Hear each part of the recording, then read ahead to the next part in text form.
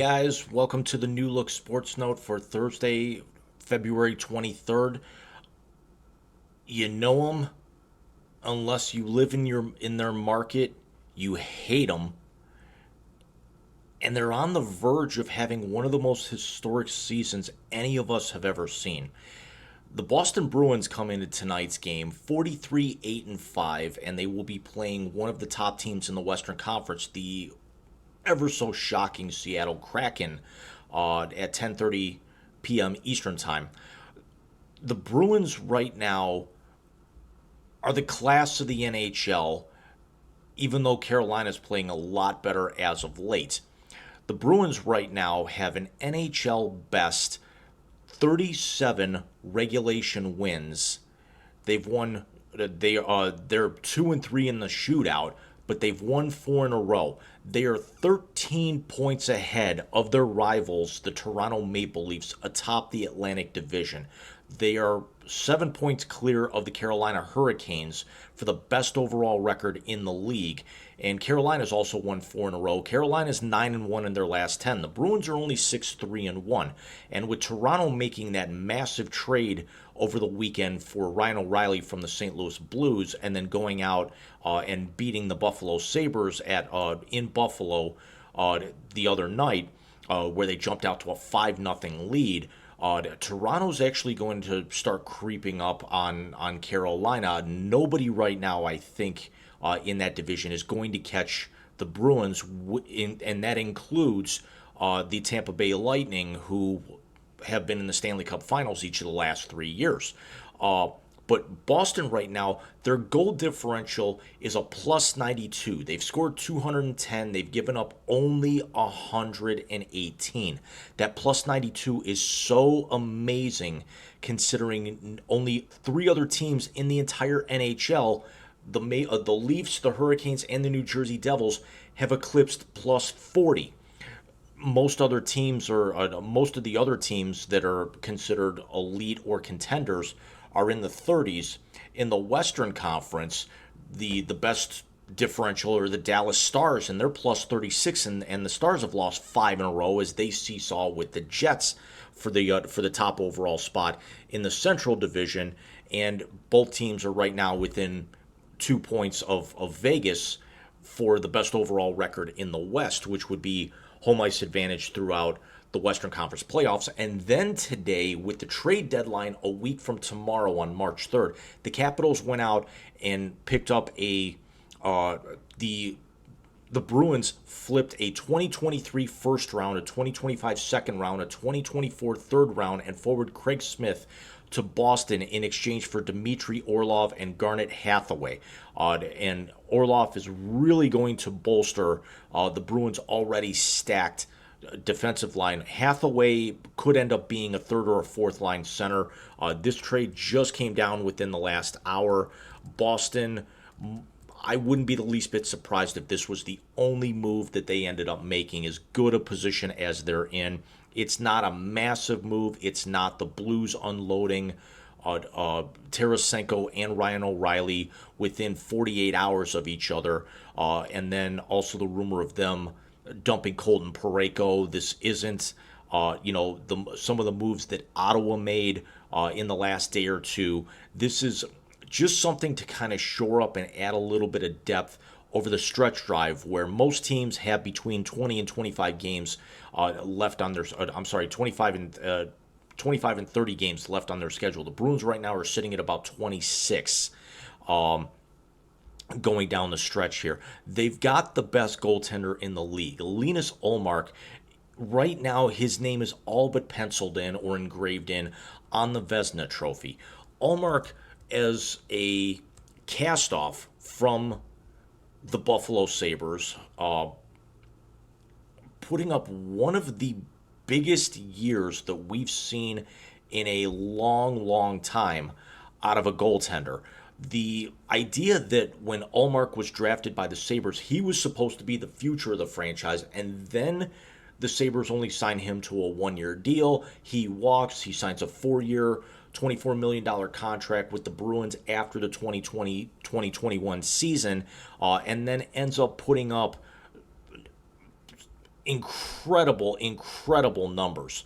Allmark right now, 36 games played. He's 29, 4 and 1. He's got a goals allowed average of 1.88.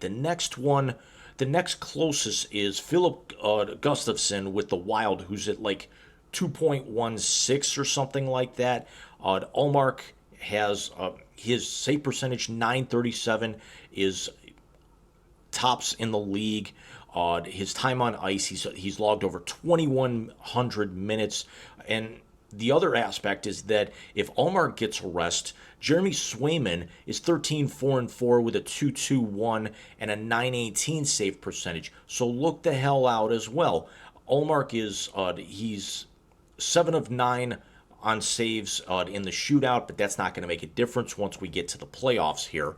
But the other aspect about the Bruins is just how deep they are. We all know about the perfection line. David Pastrnak, 41 goals, 36 assists, 77 points. He's a plus 27, which is in the top 10 in the NHL. He's got 14 power play goals. He's got 15 power play assists. But the funny thing is with Pastrnak right now, those 15 power play assists ties him for second with Charlie McAvoy on the Bruins. So Bruins need to kind of trade him because he's not leading every category. But they are right now trailing the Rat, Brad Marchand. And I'm sorry to say it, you hate him more than any player in the National Hockey League, and it's not even close. How Marchand only has 46 penalty minutes on the entire year, and 49 points is rare for him in 48 games. Marchand a plus 20, but one of the keys right now is Marchand, yeah, his antics are very annoying. You want to punch him in his face every single time you see him. But the thing is that's what's actually turned a corner a little bit this season for Marchand at 34 years old. Is Marchand has not punched somebody in the face to the point where he's been suspended. Marchand got broken off for 9 games last season and also fined over $540,000. He's been suspended nearly 30 games in his career and fined over $1.5 million. He's been suspended for slew footing 3 times, including one of those last year where he got a 3-game suspension as a repeat offender. Marchand has not been fined or suspended at all this year, and that's very, very valuable for the Bruins to keep bolstering this lead. David Krejci hit the 1,000 game mark earlier this last month. Patrice Bergeron, their captain, hit the 1,000 point mark back in November at the very outset of the season. Bergeron's got 20 goals. Marchand 17. Krejci's got 12. So really it's Pastrnak with the bulk of the scoring, but the Bruins right now have 9 players with 10 or more goals. And you look at Nick Foligno, he's at 9. McAvoy's got 4. He's not going to get there. Hampus Lindholm's got 6. He's not going to get there. So you're going to get Foligno, who's going to get to that point. And the Bruins, again, 10 players with double-digit goals on the season is incredible for any team. You may really Taylor Hall and Jake DeBrusk might, if they pick up the pace a little bit more, might get to 20. So the Bruins may have 4 20-goal scorers. But right now it's Pastrnak and it's really anybody else. Ironically enough, I was actually having Duncan earlier today, and I remember some of Pasternak's hilarious commercials over the years with them.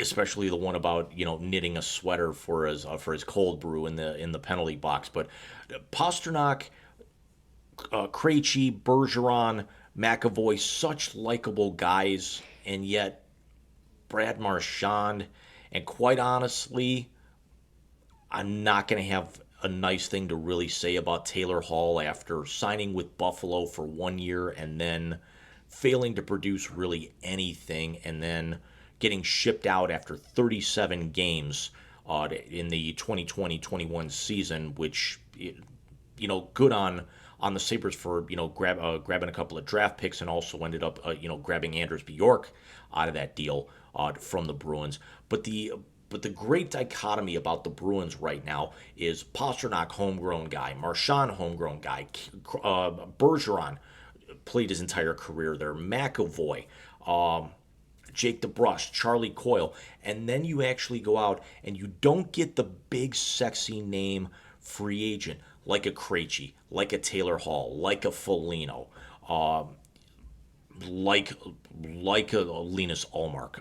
Ullmark was going to be a backup to somewhere else and has turned into the best goaltender in the league, and I'm including Andrei Vasilevsky and Igor Shesterkin in that argument.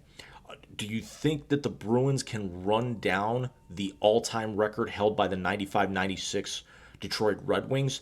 Probably not, because it means that the Bruins, over their final 26 games, including tonight, can only miss out on 8 points in the standings the rest of the year to be able to meet that mark. More realistically for the Bruins right now is locking up the President's Trophy, having home ice throughout the playoffs, take a shot at your own franchise record, which was 131 points, I want to say, in the 1970-71 season, which was the year after the Bobby Hull flying goal, and that's which is funny, is considering the Bruins, the President's Trophy wasn't established until 1985-1986 season, and the Bruins would have won the President's Trophy in 70-71 and then got bounced in the first round by the Canadians, who went on to win yet another Stanley Cup. Certainly not going to be the case this year. But when you look at the NHL right now, Boston and Carolina seems destined to end up meeting here in the Eastern Conference Finals, because the Bruins and the Leafs would make a really good second round matchup. That's assuming the Leafs would ever get out of the first round. And oh yeah, look at the standings with the way that the NHL changed the format when the divisions realigned. The Leafs would have to face the Tampa Bay Lightning in the first round, who were only 3 points back of them and didn't really make any major moves the way that the Leafs did with the O'Reilly trade. Again, I do not see an issue where Boston makes a big move. I see Boston standing pat the rest of the way. Very good shape for the next couple of years. But they do actually have to start thinking about, their window might be about 2 more years, considering they were in the finals. They were last in the finals in 2019 when they lost to my Blues. And ironically enough, Ryan O'Reilly was the captain of the.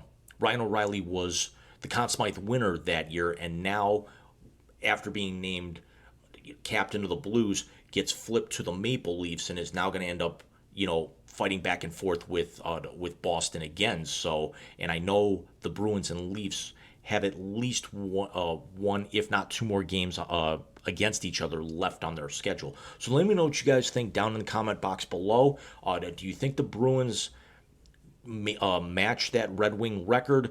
Do you think they hold on to the President's Trophy? Do you think that they have a Tampa-esque collapse in the playoffs?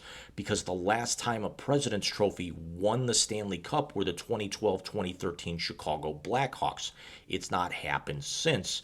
And wouldn't it just be apropos for the Bruins to have all of this success and then go out in the first round, certainly not in the way of a sweep, to one of the 2 wildcard teams out there right now, which could end up being the very, very streaky New York Islanders or the Florida Panthers, who I think both of which would present a very good matchup for who's in net, with Ilya Sorokin for the Islanders and Sergei Bobrovsky for the Panthers in net, to be able to keep those games close. So again, let me know what you guys think. I will be back with you guys probably sometime later on during the weekend here, or very early next week.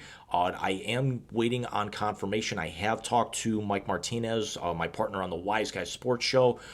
He has He has moved in successfully down in Georgia, and we are getting closer, and we're slowly but surely confirming the next episode of the Wise Guy Sports Show, and we are still targeting St. Patrick's Day to come back with the first annual Wisey Awards. So I will see you guys very, very soon. Take care and good night.